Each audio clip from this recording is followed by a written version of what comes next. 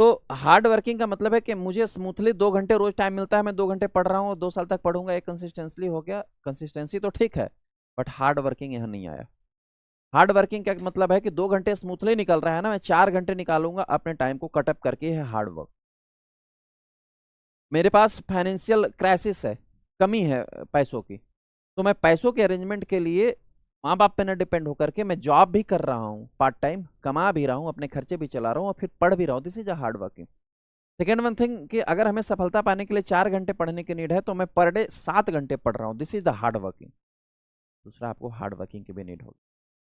Third one need होगी आपको struggle की। क्या सर? स्ट्रगल की। अब स्ट्रगल का कतई मतलब ये नहीं होता है जैसे हम कहते हैं हम गरीब हैं, हमारे पास पैसे की कमी है और हमारे पास 15,000 की मोबाइल भी है, 400 रुपये का शूज भी है और 1,000 रुपये का टी शर्ट भी हम पहन रहे हैं, 2,000 रुपये का जीन्स भी पहन रहे हैं, लेकिन पैसे की कमी है और हम कह रहे हैं कि हम स्ट्रगल करें। ये स्ट्रगल नहीं होता। स्ट्रगल वो है जिसका पिता नहीं है और 8 साल की उम्र है और वो टायर पंक्चर की दुकान पे टायर रोज खोलता है, हेल्प करता है टायर पंक्चर बनाने में, ट्रक के टायर खोलता है और शाम में ढिबरी या लालटेन, लालटेन अब ढिबरी तो है नहीं, छोटी सी लाइट लगा कर रात में पढ़ता भी है। वो है स्ट्रगल। तो आप बोलोगे तो हम सबके साथ ये सिचुएशन तो हो नहीं सकता, हम सबके साथ स्ट्रगल हो सकता है, सिचुएशन सेम नहीं हो सकता लेकिन स्ट्रगल हो सकता है। तो जब तक आपके लाइफ में स्ट्रगल नहीं आएगा सर, जब तक आपके लाइफ में स्ट्रगल नहीं आएगा तब तक आप सफलता के नजदीक लार्ज सक्सेस नहीं।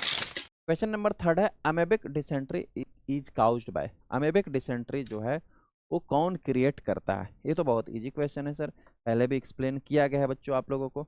एक्चुअल में देखो, ऑप्शन दिया गया है इंटरमेबा हिस्टोलैटिका, स्कैरस लम्बरिकोइड, स्ट्रैचुरिया एंड द हुकवर्म। इनमें से कौन जो है वो अमेबिक डिसेंट्री क्रिएट करता है? सर पैरासाइटोलॉजी में हम जानते हैं कि पैरासाइट को 2 पार्ट में बांटा गया है। पैरासाइट को 2 पार्ट में बांटा गया है, एक को हम बोलते हैं प्रोटोजोआ और एक को हम बोलते हैं हेलमिंथ। एक को हम बोलते हैं हेलमिंथ, ठीक है। प्रोटोजोआ जो होता है 4 प्रकार के होता है सर।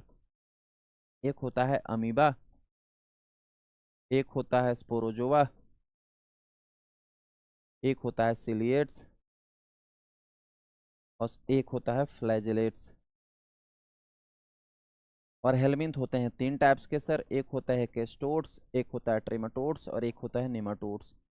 अमीबा जो होते हैं सर, ये अमीबा के बारे में ही क्वेश्चन पूछा है। अमीबा जो होते हैं वो क्या है सर? वो प्रोटोजोआ है, ठीक है। इतनी सी बात समझ में आई।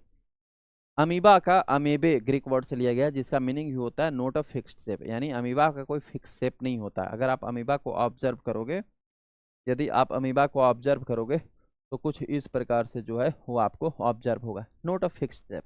इस प्रकार से ऊपर ऊपर प्रोजेक्शन निकला हुआ दिखेगा। इस प्रोजेक्शन को बोला जाता है स्यूडोपोडिया।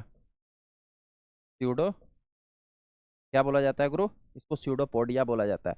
अमीबा में ना एक पतला जो है मेम्ब्रेन पाया जाता है जो इसके साइटोप्लाज्म को सेपरेट करता है। जो ये बाहर वाला साइटोप्लाज्म है इसको इक्टोसाइटोप्लाज्म बोलते हैं और ये जो अंदर वाला है इसको इंडोसाइटोप्लाज्म बोला जाता है। यही जो है वो सीडोपोडिया है जो इसका जरके मूवमेंट, सडन जरके मूवमेंट दे पाता है। सीडोपोडिया के कारण ही जो है मूवमेंट कर पाता है और इसी सीडोपोडिया के कारण जो है इसमें जो है कोई भी फूड पार्टिकल्स भी इनगल्फ कर पाता है। ये अमीबा जो होते हैं वो 2 प्रकार के होते हैं सर जो बॉडी में पाया जाता है। एक को हम बोलते हैं फ्री लिविंग अमीबा और एक को हम बोलते हैं intestinal amoeba. Intestinal free living amoeba में एग्जांपल याद रख सकते हो जैसे कि ईंट अमीबा डिस्पार,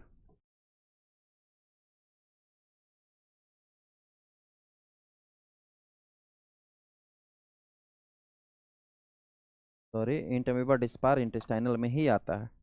नाइग्लेरिया फॉलेरी, नाइग्लेरिया फॉलेरी, इसमें एग्जांपल याद रख सकते हो इंट अमीबा